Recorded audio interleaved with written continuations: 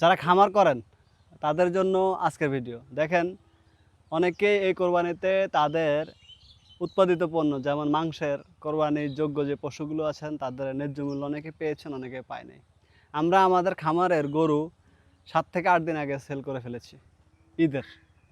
এই কাজটা আমরা কেন করতে পেরেছি বা কিভাবে আমরা আমাদের গরুগুলোকে এত দ্রুত সেল করতে পারলাম, আজকের বিষয়বস্তুটা হচ্ছে সম্পূর্ণ এই কথাগুলো নিয়ে। যারা গবাদি পশু মোটাতাজা করেন তারা কিভাবে খামারকে পরিচালনা করবেন বা একটা খামারকে এস্টাবলিশ করতে হলে বা আপনার উৎপাদিত পণ্য দুধ হোক মাংস হোক খুব দ্রুত কিভাবে সেল করতে পারবেন, সম্পূর্ণ ভিডিও জুড়ে থাকছে আজকের আলোচনা। দেখেন, আপনি গবাদি পশু পালন করেন, আপনি শুধু কোরবানিকে টার্গেট করে গরু লালন পালন করেন, এটা আপনার একটা ভুল কনসেপ্ট। বাংলাদেশ হচ্ছে ট্রাম্প কার্ড, এটাকে নিয়ে মানে কার্ড খেলা অন্যান্য পার্শ্ববর্তী যে দেশগুলো আছে তারা খেলে। আর বিশেষ করে আমরা খামারিরা এই সমস্যাটা বেশি ফেস করি। অন্য যারা আছেন তারা অন্য লেভেলে ফেস করেন। যেমন আমাদের দেশটা একটা সিন্ডিকেটের বাণিজ্য চলে, সেটা পেঁয়াজ হোক বা অন্য কাঁচামাল হোক।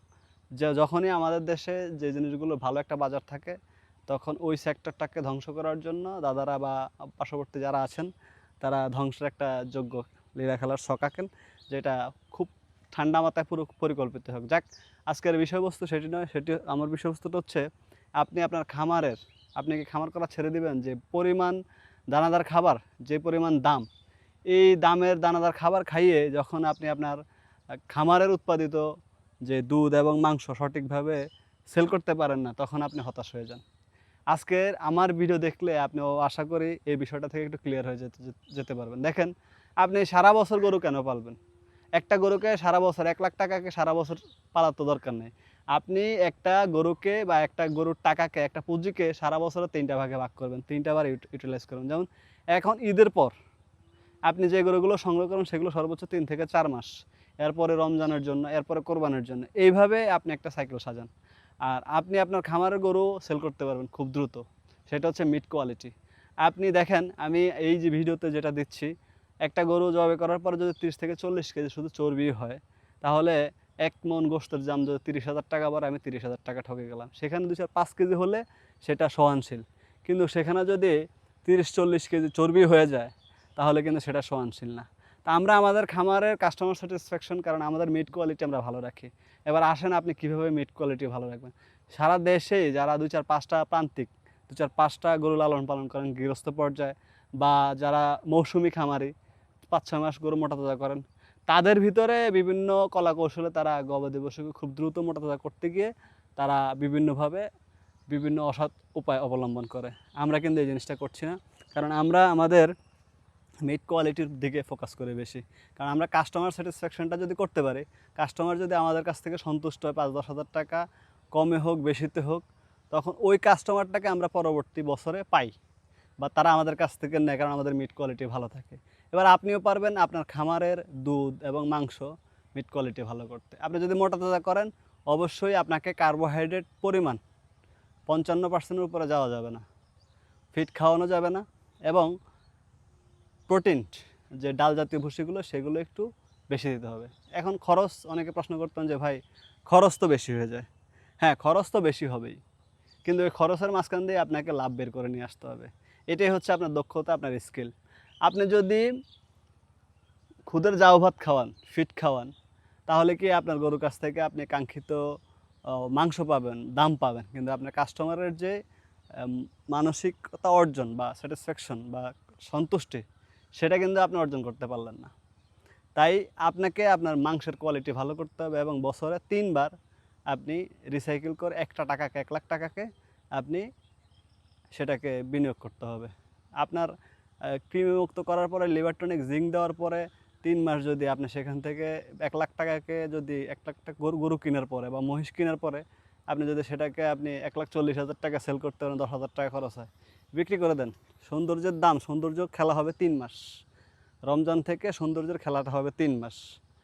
রমজান ঈদের পরে কোরবানির জন্য গরু কিনবেন, আর অবশ্যই যে দামটা পাবেন সেই দামটা সেল করে দেবেন। কখনো অতি মুনাফার আশায় বসে থাকবেন না। বাংলাদেশ, আমরা যখনই যে কোনো সেক্টর একটু মাথাচাড়া দিয়ে ওঠে, তখনই সেই সেক্টরকে ধ্বংস করার জন্য অনেক পরিকল্পনা চলে।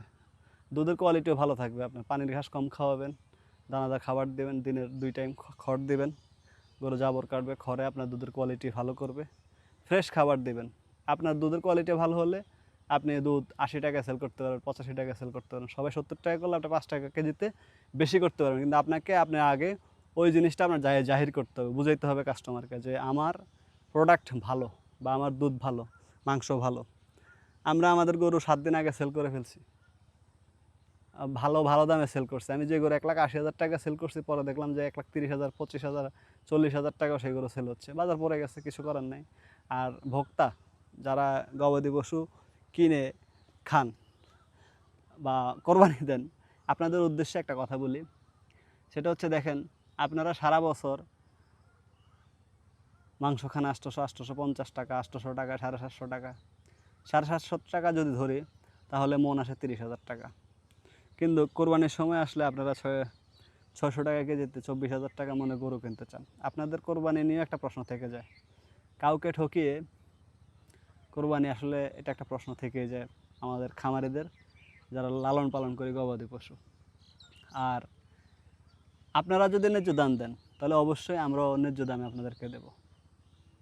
যারা এই কাজগুলো করেন, কাস্টমারকে ঠেকিয়ে 2-4 পয়সা বেশি নেন, তারাও সাবধান হয়ে যান। আর যারা কোরবানি দেন, অবশ্যই যার কাছ থেকে পশুটা নিচ্ছেন সেও যাতে ন্যায্য দাম পায়, এই বিষয়টা মাথায় রাখবেন। আর আরেকটা বিষয় হচ্ছে, এই যে ঈদটা, এটাই কিন্তু শেষ না, খেলা কিন্তু আরও আছে। খেলা আরও আছে। অনেক গৃহস্থ দেখবেন গরু পালা ছেড়ে দেবে, দাম পায় নেই।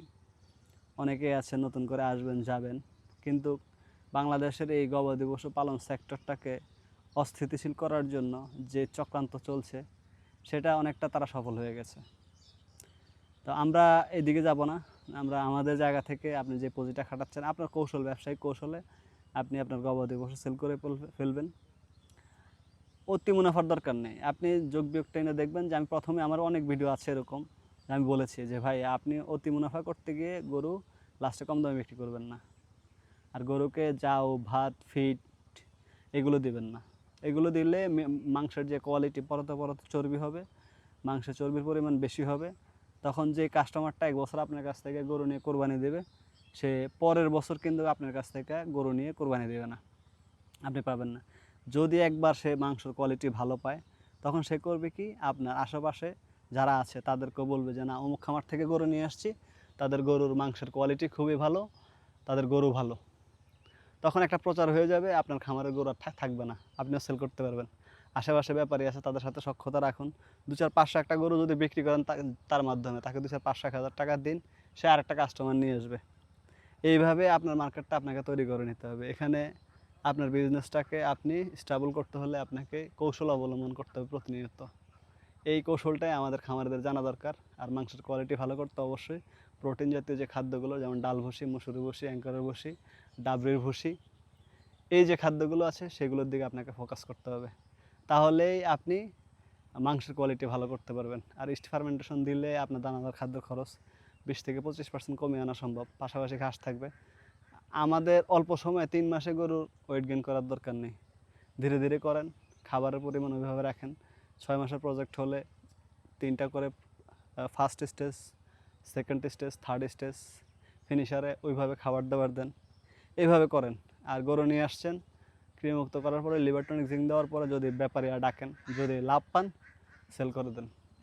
ওই কোরবানি আশায় বসে থাকবেন না। এমনি আমাদের দেশে 30-32 হাজার টাকা মন আমরা মাংস কিনে খাই, তো সেখানে কোরবানিতে আমরা কেন 26,000 টাকায় বিক্রি করবো? হ্যাঁ, তারা বিক্রি করে যাদের গরুতে সমস্যা আছে, যাদের গরুতে স্টেরয়েড বা ডেক্সামেথাসোনের গ্রোথ প্রমোটার দিয়ে তারা গরু মোটা করে, তারা বিক্রি করুক। আমরা খামারিরা সারা বছর লাইভ প্রাণীর বিজনেস করি, এদেরকে 20-50টা গবাদি পশু আমাদের খামারে থাকে, তাদের জীবনের নিরাপত্তা অবশ্যই আল্লাহ তারপর আমাদের হাতে। তা আমরা কেন অসৎ উপায় অবলম্বন করব? একজন প্রকৃত খামারি কখনোই তার খামারের অসৎ উপায় অবলম্বন করে না। তারাই করে যারা মৌসুমি এবং 2-4টা লালন পালন করে। আমি কাউকে দোষছি না। আপনি আপনার কৌশলে আপনি গবাদি পশু কিনবেন কোরবানির জন্য, এটাই হচ্ছে কথা। ভালো থাকবেন। কথাগুলো ভালো লাগলে অবশ্যই খামারিদের কল্যাণে একজন খামারি হিসেবে শেয়ার করে দেবেন। আসসালামু আলাইকুম।